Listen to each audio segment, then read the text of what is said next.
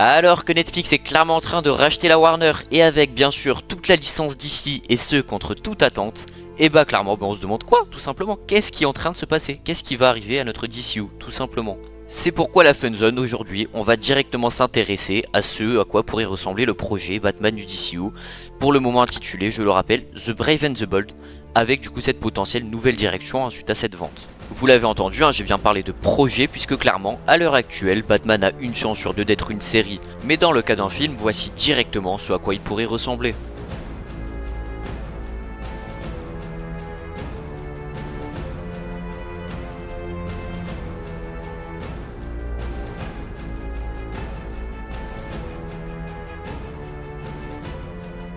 Gotham, cette ville qui se relève toujours, mais jamais indemne. Lors du tournage de Clayface, une carte de la ville a été aperçue à l'écran. Observez-la de près, une Gotham en ruine, fragmentée et contrôlée par les criminels.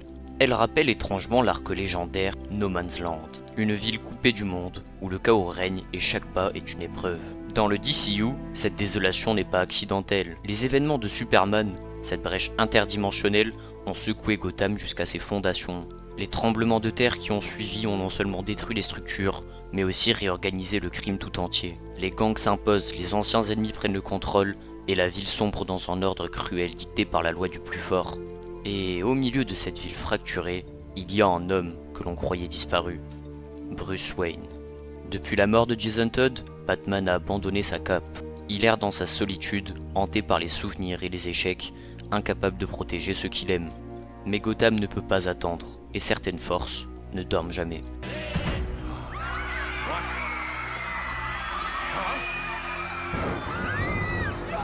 Dans la Batcave, silencieuse, le casque de Robin repose sur un piédestal.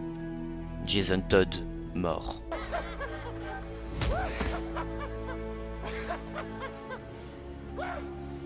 Chaque souvenir brûle encore, et Bruce a renoncé au rôle de Batman. Même Dick Grayson, désormais Nightwing, a tenté de le ramener à la réalité depuis Bloodhaven, mais Bruce refuse tout contact. Batman a besoin de solitude. À travers les rues effondrées, Killer Croc rôde, Poison Ivy étend sa végétation mortelle, et les criminels profitent du chaos. Mais derrière chaque attaque, il y a une logique. Quelqu'un manipule, orchestre, anticipe chaque mouvement. Ce quelqu'un, c'est Hush. Hush est alors en nom murmuré dans l'ombre, une présence invisible mais terriblement calculée. Sa première apparition laisse un chaos parfaitement orchestré, comme si chaque crime avait été prévu depuis des années. Et dans l'ombre, un jeune homme observe, Tim Drake. Curieux, intelligent, déterminé, il suit les signes du chaos sans savoir qu'il est sur le point de découvrir un secret qui changera sa vie. Et toujours cette ombre rouge, Jason Todd, Redwood. Même Nightwing sent que quelque chose s'agite dans le noir, un souvenir, un avertissement, un fantôme qui plane sur Gotham. Bruce comprend alors que la vie ne survivra pas seule, il doit reprendre son rôle. Mais pour le faire, il devra affronter ses démons, les souvenirs de Jason et un ennemi qui connaît chaque facette de son passé. C'est le début de la renaissance du Chevalier Noir et le commencement de la vraie Bat Family.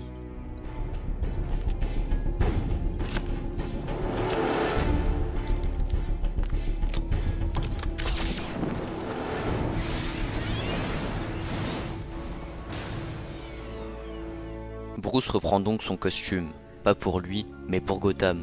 La cape pèse lourd et il est chargé de souvenirs. Nightwing reçoit un message bref, presque froid. Je reprends la nuit, sans autres explications. De son côté, Tim Drake continue son enquête. Il suit Batman, repère ses allées et venues, et découvre peu à peu la vérité. Bruce Wayne est Batman. Sa découverte le bouleverse, mais elle marque le début de quelque chose, le début d'un nouveau lien, le début d'une nouvelle famille. Pendant ce temps, Hush intensifie ses attaques. Chaque criminel est un pion, chaque mouvement un piège. Dans les communications interceptées par Nightwing depuis Bloodhaven, un détail revient sans cesse. Quelqu'un utilise le souvenir de Jason pour briser Bruce. Quelqu'un qui semble le connaître personnellement. Batman découvre alors que Hush est en réalité Thomas Elliot, un vieil ami d'enfance, animé par une haine froide et personnelle. I couldn't have put it better myself. I take it you're here to stop me? What do you think? I think you're too late. You're a killer. a psychopath. I will stop you. Really? But you look just like Bruce Wayne. It took time. Gotham devient ainsi un échiquier géant où chaque cellule criminelle obéit à un plan précis. Tim Drake se rapproche de plus en plus de Batman, offrant son aide, son analyse et sa logique. Nightwing de son côté surveille Gotham à distance, prêt à intervenir si Bruce chute. Ce soutien silencieux est tout ce qu'il peut offrir, respectant le besoin de solitude du Chevalier Noir. Mais Hush continue d'utiliser Jason comme une arme psychologique. L'ombre du Red Hood plane sur chaque ruelle comme un avertissement. La bataille finale éclate dans un quartier dévasté. Hush déploie tout. Pièges, illusions, manipulation psychologique, Batman est à bout. Tim Drake intervient pour sauver des civils prouvant sa valeur, et lorsque la situation dégénère, une silhouette bleue et noire surgit brièvement de l'ombre. C'est Nightwing. À lui seul, il neutralise un groupe armé, échappe à une explosion puis disparaît aussi vite qu'il est apparu, pour laisser à Bruce l'espace dont il a besoin pour affronter son ami. Ensemble, Batman et Tim parviennent finalement à arrêter Hush.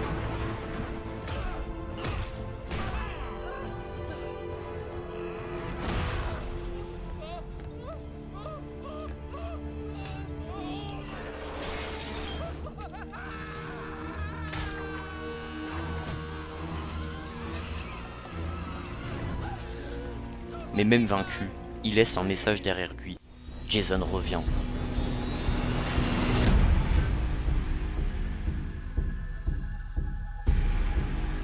Gotham se reconstruit donc lentement.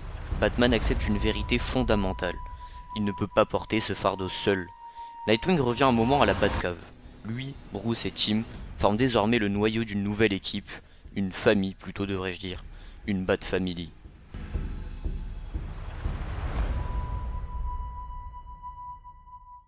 Tim Drake est officiellement accepté comme le nouveau Robin. Nightwing, fier mais humble, le félicite, et Bruce comprend donc que l'héritage de ses partenaires n'est pas une malédiction, mais bien une force.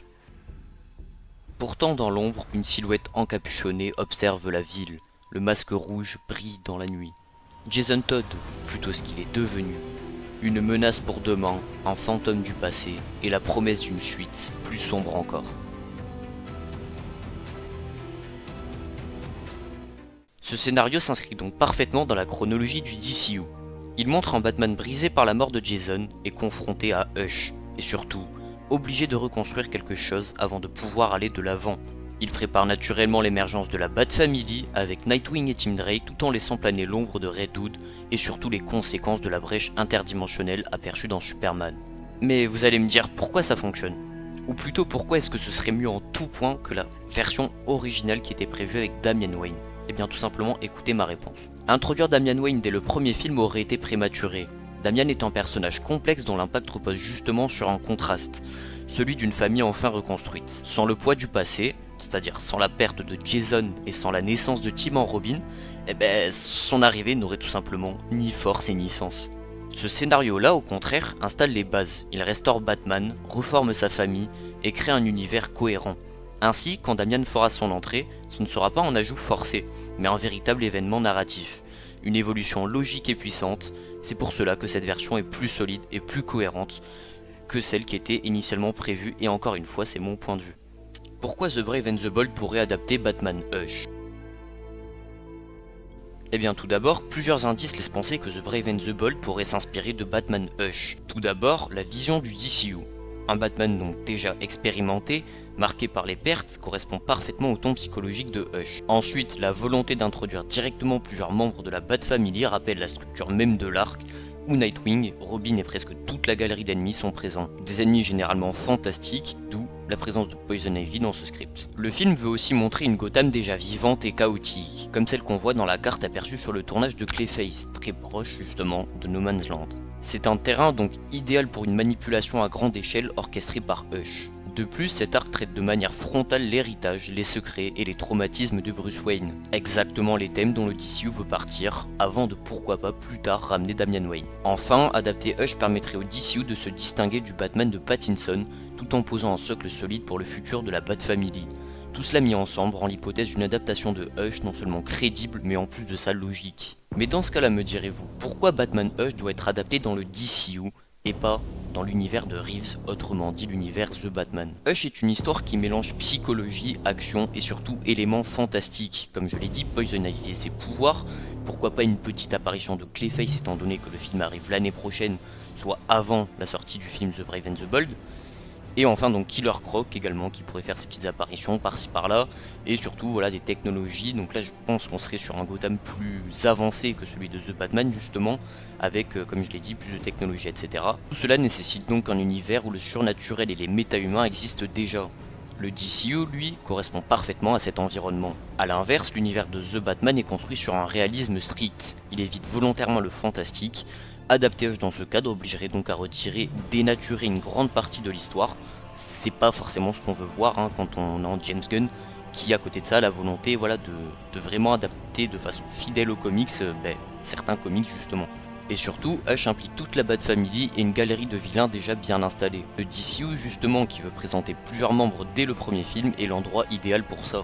L'univers de Reeves, lui, quant à ça, est encore trop jeune et trop fermé pour accueillir un récit d'une telle ampleur.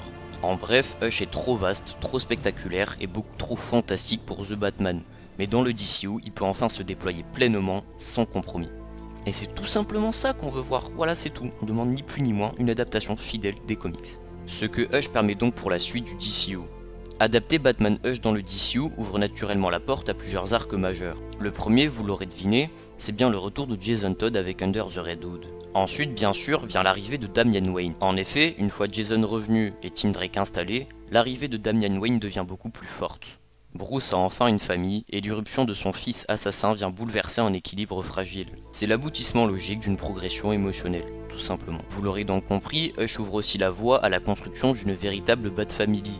Nightwing, Tim, Jason et bientôt Damian donnent au DCU un Batman mentor, entouré, différent de tout ce que le cinéma a fait jusque-là. Enfin, ce parcours construit en Batman prêt à rejoindre directement une future Justice League, en tant que stratège et non débutant.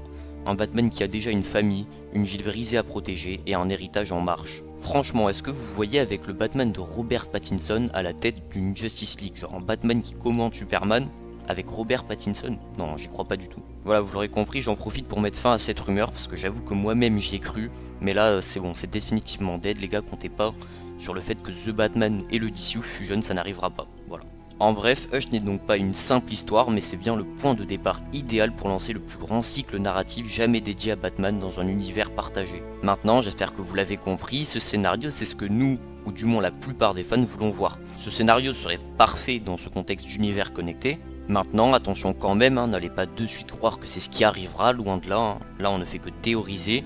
Et pour rappel, le film n'arrive pas avant 2028, donc il faudra s'armer de patience. Concernant tout ça, on devrait justement avoir bientôt des news, et franchement, ça fait plaisir. Et clairement, vous verrez, Gunn a beau dire que tous ses plans ont changé, je suis presque sûr qu'on restera quand même sur un projet où la Bat Family aura tout en rôle.